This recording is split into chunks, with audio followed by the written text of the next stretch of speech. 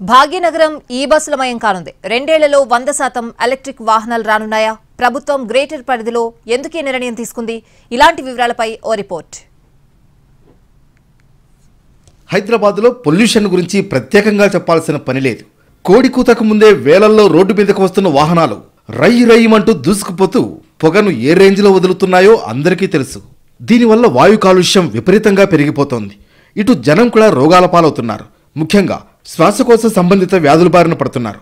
దీంతో సిటీలో వాయు కాలుష్యాన్ని తగ్గించేందుకు టీజీఆర్టీసీ ప్రణాళిక సిద్ధం చేసింది. వచ్చే 2 ఏళ్లలో 100% ఎలక్ట్రిక్ వాహనాల్ని అందుబాటులోకి తేవాలని నిర్ణయించింది.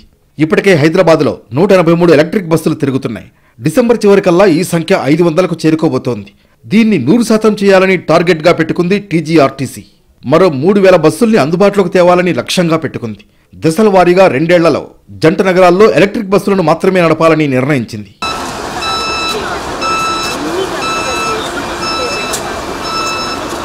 ప్రస్తుతం హెచ్సియు, సికింద్రాబాద్ కంటోన్మెంట్, మియాపూర్ డిపోల పరిధిలో ఎలక్ట్రిక్ బస్సులు నడుస్తున్నాయి. అక్కడ వీటికి మంచి ఆదరణ వస్తోంది. మరోవైపు 15 ఏళ్ల నాటి ఫిట్నెస్ లేని బస్సుల్ని రద్దు చేయాలని ప్రభుత్వం నిర్ణయించింది. ఇప్పటికే మహానగరంలో పాత డొక్కు బస్సులన్నీ షెడ్డుకు చేరుకున్నాయి. కొత్త సర్వీసులు అందుబాటులోకి తెస్తున్నప్పుడు డీజిల్కి బదులు ఎలక్ట్రిక్ బస్సుల్ని కొనుగోలు చేస్తోంది ఆర్టీసీ.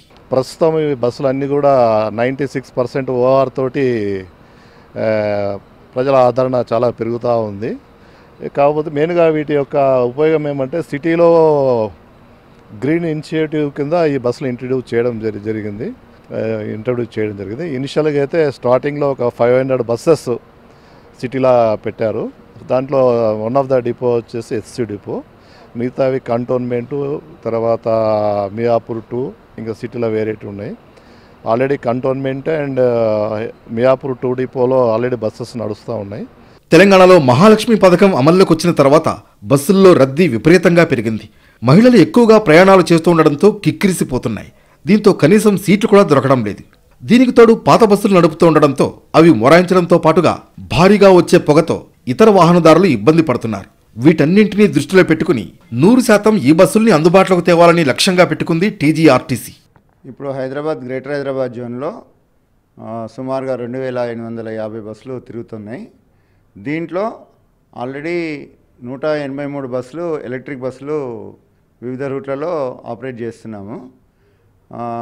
దీంట్లో ఇంకా మాకు 353 బస్సులు తొందరలో, అంటే ఈ డిసెంబర్ 1 నుంచి మార్చ్ ఈ 2024-25 ఫైనాన్షియల్ ఇయర్ లోపు ఈ 350 బస్సులని ప్రవేశపెట్టే దిశగా ముందుకెళ్తున్నాం. వచ్చే నెలలోగా 500 ఎలక్ట్రిక్ బస్సులను హైదరాబాద్లో నడపాలని ఆర్టీసీ నిర్ణయించింది. ఏడాదిలోపు 2000 ఎలక్ట్రిక్ బస్సులను ఓఆర్ఆర్ లోపల అందుబాటులోకి తీసుకొచ్చే ప్రయత్నాలు చేస్తోంది. ఇదే జరిగితే సిటీలో కాలుష్యం సగానికి పైగా తగ్గిపోయే అవకాశం ఉంది.